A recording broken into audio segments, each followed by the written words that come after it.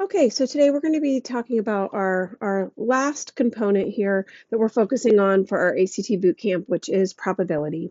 Probability is probably something that you don't have a ton of exposure to in maybe some of your math classes, and so sometimes these problems can feel challenging when you see them on the ACT. I just want to go over a few just kind of simple probability kind of questions here. If you kind of have the basics of how probability works, it does make tackling these problems a little bit easier. I want to look with you real quick at just this formula for just basic probability. When you're answering a probability question, generally speaking, probability is always a fraction or a decimal between 0 and 1. When you set up your fraction, your denominator should be all the possible outcomes, the number of possible outcomes that could happen for that particular event. And then the numerator is just the desired outcome for which you're calculating the probability of. And hopefully that will make sense as we kind of talk through that in some of these problems. It mentions here that these kinds of questions, they're often word problems. They kind of tell a story, and they ask you to find the probability of one or more events. Could be a straight probability, could be calculating an and or an or problem, or it could be a combined probability. Simply understanding kind of these concepts can really help you hone in on the particular question that's being asked here. So let's look at this first question here. It says, to make a 750-piece jigsaw puzzle more challenging, a puzzle company includes 5 extra pieces in the box, along with the 750 pieces. And those 5 extra pieces, they do not fit anywhere in the puzzle. If you buy such a puzzle box, break the seal on the box, and immediately select one piece at random, what is the probability that it will be one of the extra pieces? Okay. So if you think about this formula right here, this probability equation that we discussed here, you want to be thinking, how many possible pieces would there be if you picked one piece at random? Well, there were 755 pieces actually in the box, even though the puzzle itself only consists of 750. And then your numerator is just how many pieces are that desired outcome. So the question is, what's the probability that you would be choosing one of those 5 extra pieces? So 5 goes in the numerator. That lands you at letter D for your answer. Okay, let's take a look at this second question. Before we look at the second question, we're going to talk a little bit about combined probability. Okay, calculating a combined probability is looking at taking maybe the outcome of all the events that involve event A divided by the total number of outcomes and multiplying that by the outcome for event B divided by the total number of outcomes. Now, this technically only can work if events A and B are what we call independent events. That means they happen and they don't necessarily impact or affect one another. But you'll see this kind of play out in maybe a couple of problems that we will attempt here on this notes page. Let's look at this next one here. It says we have a circle graph, and below this shows the distribution of registered voters by age. Okay, and you can see this little key here for a community. Registered voters are randomly selected from this distribution to be called for jury duty. What are the odds? That means what's the probability that in the age range, the ratio of in the age range to not in the age range, that's what this colon means here, given those who are in the age range versus not in the age range, that the person called for jury duty is in the age range of 25 to 30. I'm sorry, 25 to 35. So 25 to 35 is this dark section right here. We can see that's 42%. So we know 42% of the registered voters are between the ages of 25 and 35. Okay, but they're asking you to kind of write this as a ratio. Okay, that's what this colon means. In the age range, the colon is compared to not in the age range. Okay, so if you think of this, percentages, we're thinking of 100% of people, right? So we would have, if 42% are in the age range, then that would be compared to what percent would not be in the age range. Well, if this has to total 100%, if you take off 42% from 100, that means 58% is not between the ages of 25 and 35. That's actually all the rest of this percent here. Okay. Now you'll notice that's not an option here. Okay. However, we can reduce this. Okay. So we can kind of reduce, these are both out of 100. So if I reduce each of these by 2, 21 in ratio to 29, that's kind of the same proportions or the same ratio. That's how we get to letter D. So they kind of made that problem a little trickier because each of these sort of needed to be reduced. All right, let's take a look at this question here on the left. It says, what is the probability that a number selected at random from each of this set of numbers here would be divisible by 2 and 3? Okay, so it'd be divisible by 2 and 3. Hey, a trick for figuring out if something is divisible by 3 is if you add up the digits of the number and the sum of the digits is divisible by 3, then that number is divisible by 3. For example, take the number 12, which I know we already know that that's divisible by 3, but if you add the digits of 12, 1 and 2 together, and the sum that you get is 3, if that is evenly divisible by 3, it tells you the original number 12 was divisible by 3. Okay, obviously you can just check this on your calculator as well. Okay, so anything that's even is going to be divisible by 2. So I'm going to circle all the even numbers here first of all. 2 is even, 12 is even, 22 is even, 72 is even, and 108 is even. And then I'm going to go back and I want to circle any of the other numbers that would also be divisible by 3. Okay, well, 3 is divisible by 3 and 15 is divisible by 3. So how many numbers do we have in this set? Well, it looks like we have 1, 2, 3, 4, 5, 6, 7, 8. There's 8 total. That goes in the denominator, total number of outcomes. And then the numerator is just the favorable outcomes. So of those 8, 7 of them were divisible by 2 and they were divisible by 3. Okay, so the odds it would be divisible. Oh, we're talking about both divisible by 2 and 3. You know what? I wonder if I actually circled the wrong thing here for this. It's got to be divisible by both. Okay, I am tackling this in the wrong way here. I apologize. Let me go back and look at this here again.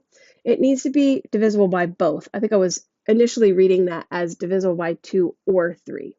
Okay, so I only want to circle, now there 8 is still my denominator here, okay, but I only want to circle the ones that would be both divisible by 2 and 3. Well, 2 is not divisible by 3, so that doesn't work, and 3 is not divisible by 2. Okay, so I think 12, that's divisible by 2 and 3. 15 is not.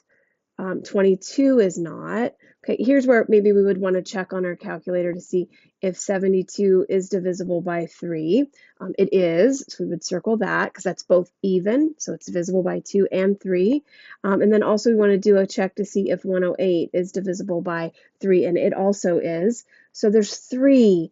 3 of these 8 are divisible by 2 and 3. So the correct answer for this is actually letter G. Okay, letter G. Sorry about that. Okay, this next example is talking about Ding's Diner. It says Ding's Diner advertised this daily special.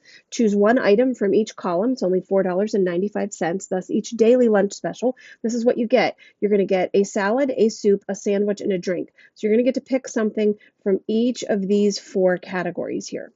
Okay, now the question is how many different daily lunch specials are possible? Okay. Now, the idea isn't for you to write down what all those are. You could have coleslaw, onion soup, meatloaf, and milk. You could have coleslaw, onion soup, meatloaf, and cola, coleslaw, onion soup, meatloaf, coffee. Like, you get the idea. There are a lot of different options for this. We've got 4 categories. So for each of these 4 categories, I'm going to write down the number of possibilities within each category. So for example, there are 3 types of salad. There are 2 soups. Looks like there's 5 types of sandwiches and 4 drinks.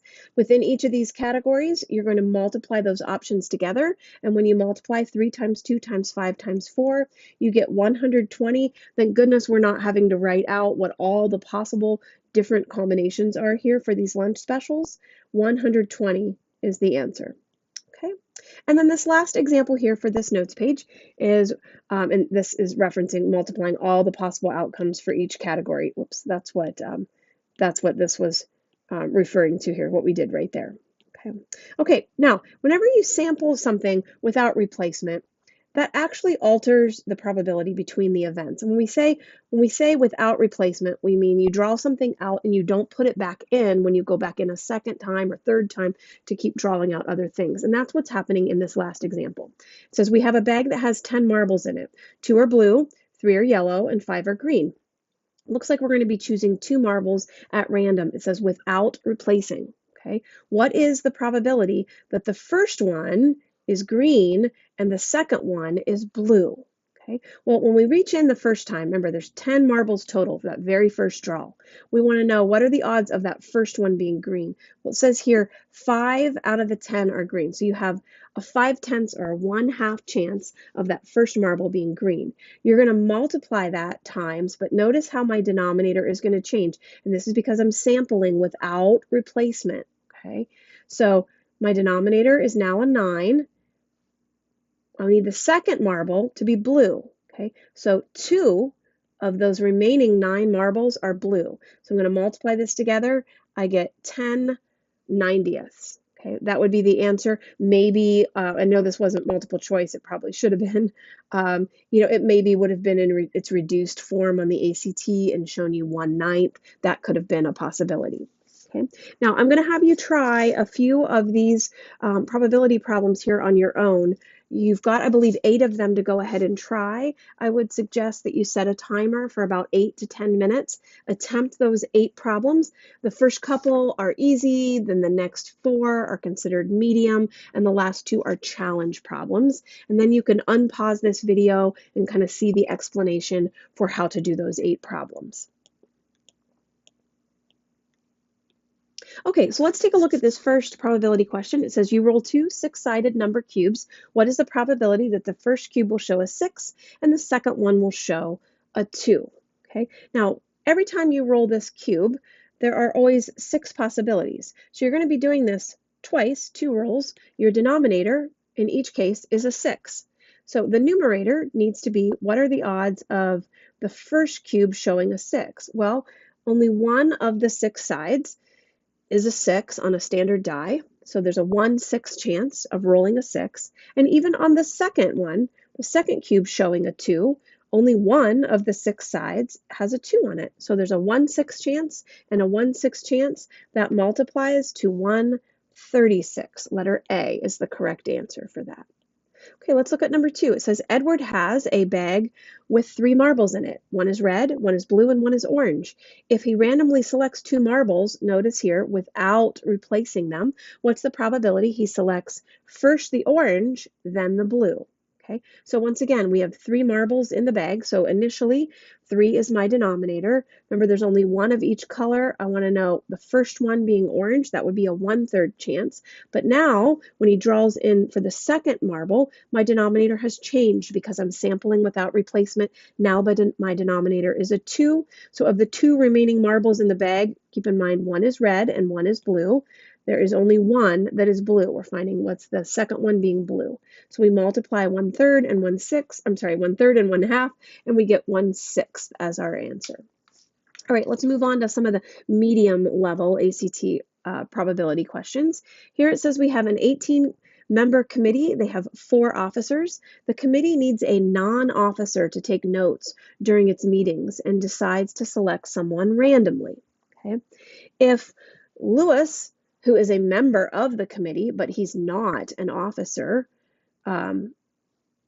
if Lewis is a member of the committee but not an officer, what is the probability that he will be selected to take notes? Okay, well, keep in mind, even though there are 18 members, 4 of them are officers. So we're really only talking about the 14 non-officer members. Okay, so 14 is my denominator. We're talking specifically about Lewis. What's the probability that he would be selected? Well, he is only one of those 14 non-officers. So he has a 1/14th chance of being selected because odds are they're not interested in the 4 officers. So they're not choosing from those 4 people, only the 14 who are non-officers. Okay, the second one, you're playing a game that uses a deck of 20 cards. They're numbered 1 through 20. The first 4 cards that you draw are numbered 4, 12, 17, and 20. Now this time it says you are not to return them to the deck. This means you're sampling without replacement. What is the probability that the next card you draw is numbered a 5? Okay, now remember, there were 20 cards initially, but it says here you've already removed 4 of them. So right now we have 16 cards left. Of those 16, remember each card is numbered 1 through 20. We want to figure out the odds of drawing a 5. Okay, you have not already drawn a 5, so there's only 1 5 left from those remaining 16. You would have a 1/16th chance of drawing a 5. Okay, now number 3, it sets it up the same exact way.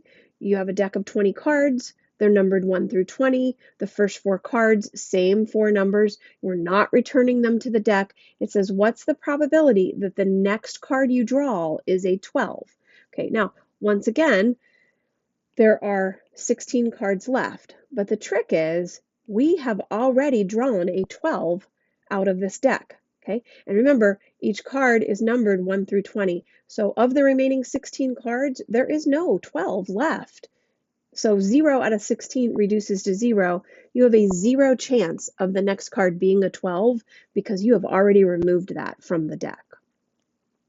Okay, number 4. Number 4 says, Nikhil, Sarah, and 10 other people are members of a community planning committee. The committee decides to select a president and a vice president, and they randomly choose from the 12 members. What is the probability that Nikhil will be president and Sarah will be vice president? Okay, so again, it doesn't specifically say that we're sampling without replacement, but if we logically think through, if they choose someone to be, say, president, they're not also going to put that person back into the pool of members to be selected to be the vice president as well. So once one person is selected for one role, they are removed from the pool of people. Okay.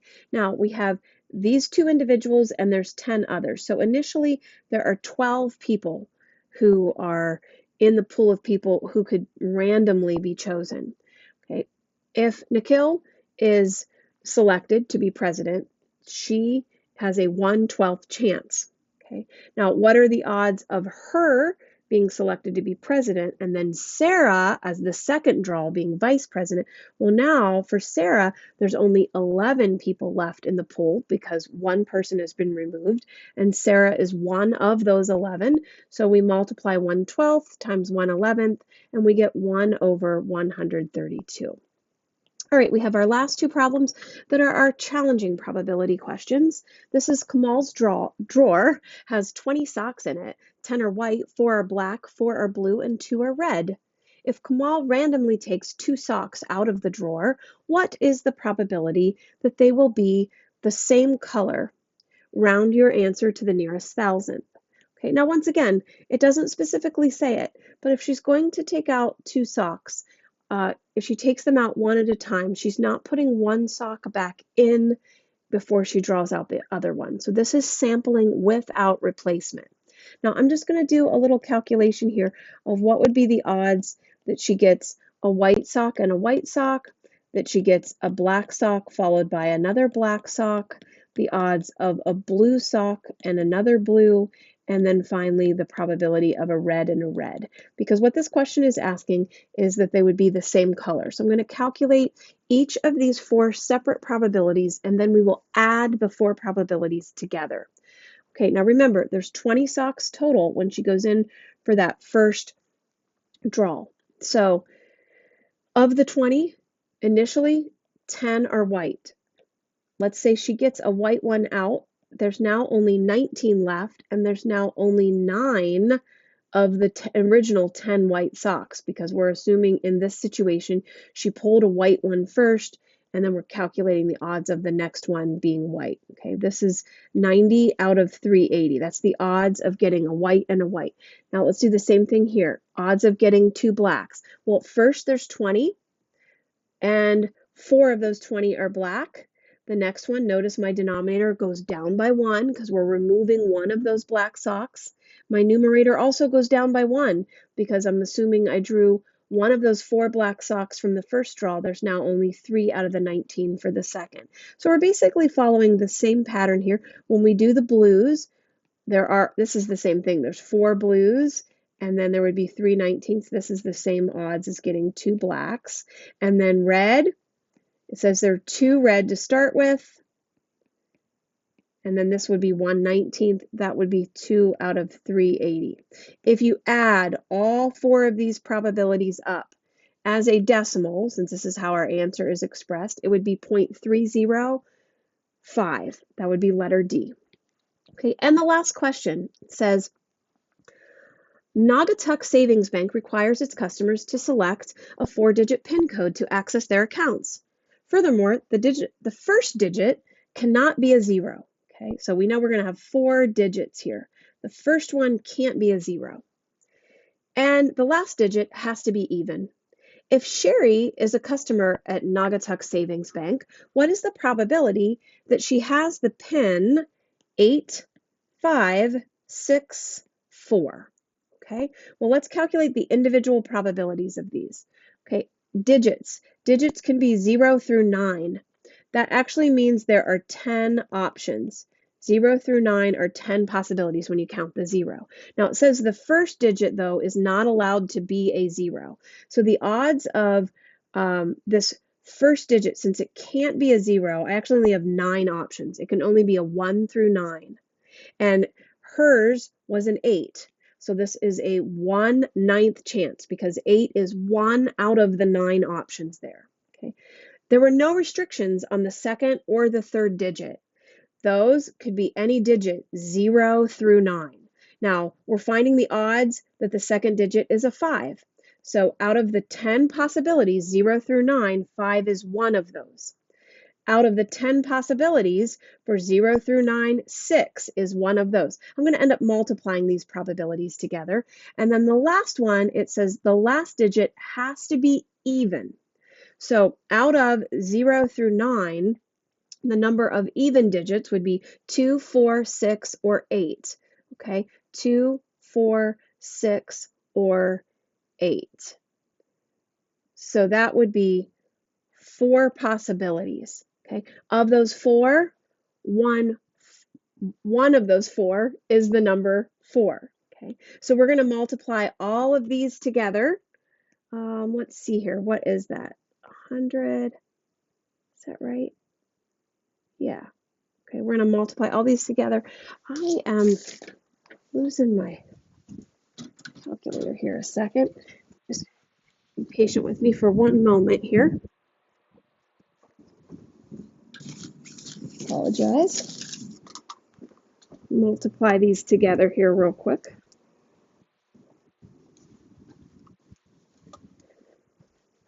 Let's see. And